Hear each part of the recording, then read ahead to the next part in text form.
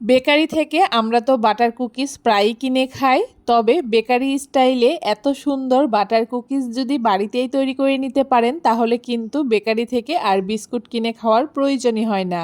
ঘরে থাকা মাত্র কয়েকটি উপকরণ দিয়েই খুব সহজেই তৈরি করে নিতে পারবেন এই বাটার কুকিজ। নমস্কার বন্ধুরা, মন কিচেন আপনাদের সবাইকে স্বাগত। আশা করি আপনারা সবাই খুব ভালো আছেন। আজকে খুব সহজে ঘরে থাকা উপকরণ দিয়ে বেকারি স্টাইলে এই বাটার কুকিজের রেসিপি আপনাদের সাথে শেয়ার করছি। আশা করি আপনাদের খুব ভালো লাগবে। বাটার কুকিজ তৈরি করার জন্য এখানে আমি 100 গ্রাম বাটার নিয়ে নিয়েছি। আর বাটারটা আমি আগে থেকে ফ্রিজ থেকে বের করে নিয়েছি যাতে বাটারটা একটুখানি নরম হয়ে যায়। এখন একটা হ্যান্ড উইক্সের সাহায্যে বাটারটাকে একটুখানি মেল্ট করে নেব। তবে আপনারা কিন্তু এখানে একদম মেল্টেড বাটার ব্যবহার করবেন না, বাটারটা ঠিক এরকম একটু শক্ত শক্ত থাকতেই ব্যবহার করবেন। বাটারটাকে একটুখানি নরম করে নেওয়ার পরে এখানে আমি হাফ কাপ গুঁড়ো চিনি দিয়ে দিচ্ছি।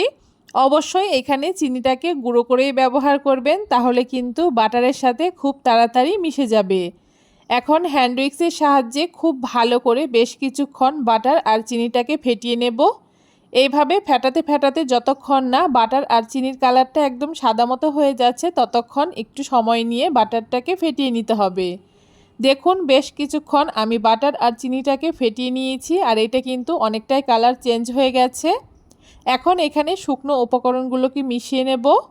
হাফ কাপ ময়দা দিয়ে দিয়েছি, 1/4 কাপ বেসন দিয়ে দিয়েছি আর 2 চামচ এখানে সুজি ব্যবহার করেছি। এতে কিন্তু বিস্কুটটা ভীষণ খাস্তা হবে। হাফ চামচ বেকিং পাউডার আর 1/4 চামচ এখানে বেকিং সোডা দিয়ে দিয়েছি। আর ফ্লেভারের জন্য এখানে আমি সামান্য একটু ভ্যানিলা এসেন্স ব্যবহার করেছি। আপনারা আপনাদের পছন্দ মতো যে কোনো ফ্লেভার এখানে ব্যবহার করতে পারেন।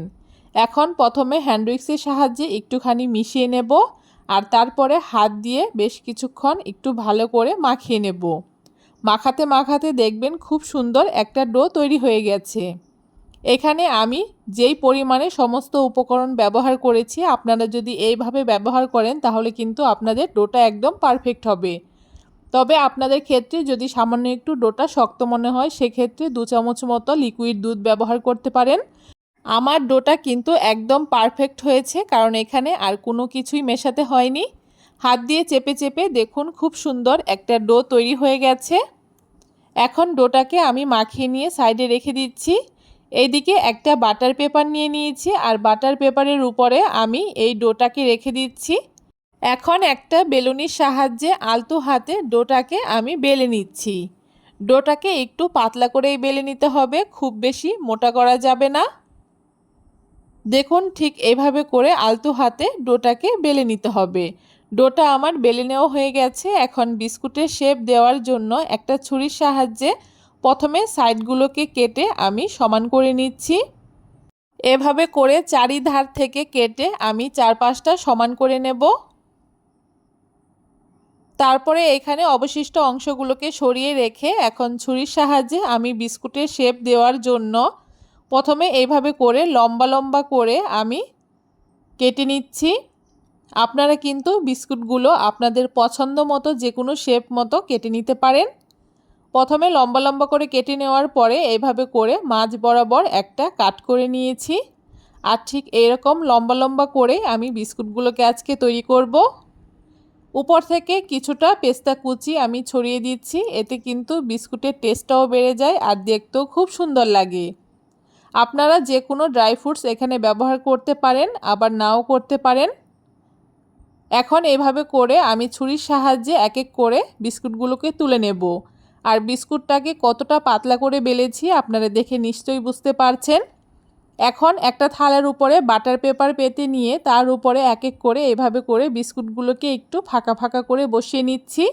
বিস্কুটগুলোকে বসানোর সময় একটু ফাঁকা ফাঁকা করেই বসাবেন, কারণ বিস্কুটগুলো বেক করার পরে একটুখানি ফুলে যাবে, তখন কিন্তু একটার গায়ে একটা লেগে যাবে। তাই এভাবে করে শুরু থেকে একটু ফাঁকা ফাঁকা করে বিস্কুটগুলোকে থালার উপরে বসিয়ে নিতে হবে। দেখুন বিস্কুটগুলো বাটার পেপারের উপরে পেতে নিয়েছি। এখন বিস্কুটগুলোকে বেক করার জন্য আগে থেকে একটা কড়াইকে একটু গরম করে নিয়েছি। এখন কড়াইয়ের উপরে কোনো কিছু না দিয়ে থালাটাকে বসিয়ে দিচ্ছি আর ঢাকা দিয়ে মিডিয়াম আঁচে 15 থেকে 20 মিনিট বিস্কুটটাকে আমি বেক করে নিচ্ছি। দেখুন মোটামুটি 20 মিনিট পরে বিস্কুটটা কিন্তু আমার একদম বেক করা হয়ে গেছে। আর বিস্কুটগুলো কত সুন্দর ফুলে গেছে আর দেখতে কতটা সুন্দর হয়েছে দেখে নিশ্চয়ই বুঝতে পারছেন। বিস্কুটগুলো যেহেতু এখন গরম আছে তাই এইটা কিন্তু একটু নরম আছে। বিস্কুটগুলো যত ঠান্ডা হবে বিস্কুটটা কিন্তু ততই শক্ত হবে আর খাস্তা হবে। দেখুন বিস্কুটগুলো কিন্তু মোটামুটি আমার ঠান্ডা হয়ে গেছে আর দেখতে কতটা সুন্দর হয়েছে। আর বিস্কুটের পেছনে কালারটা কিন্তু দারুণ হয়েছে। আপনারাও কিন্তু এখন ঘরেই খুব সহজে এই বাটার কুকিজ তৈরি করে নিতে পারেন। অল্প সময়ে খুব সহজেই তৈরি করে নেওয়া যায়। বিস্কুটগুলো দেখেই বোঝা যাচ্ছে কতটা খাস্তা আর কতটা টেস্টি হবে খেতে। একটা বিস্কুট আমি আপনাদেরকে ভেঙেও দেখাবো। বিস্কুটগুলো যেহেতু এখনও পুরোপুরি ঠান্ডা হয়নি তাই মাঝখানটা কিন্তু এখনও নরম রয়েছে আর সাইডটা কিন্তু অনেকটাই খাস্তা হয়ে গেছে। কেমন লাগলো আজকে খুব সহজ এই বেকারি স্টাইলে বাটার কুকিজের রেসিপি অবশ্যই কমেন্ট করে জানাতে ভুলবেন না। ভিডিওটা যদি ভালো লেগে থাকে অবশ্যই সবার সাথে বেশি বেশি শেয়ার করে আমার চ্যানেলটাকে সাবস্ক্রাইব করে দেবেন।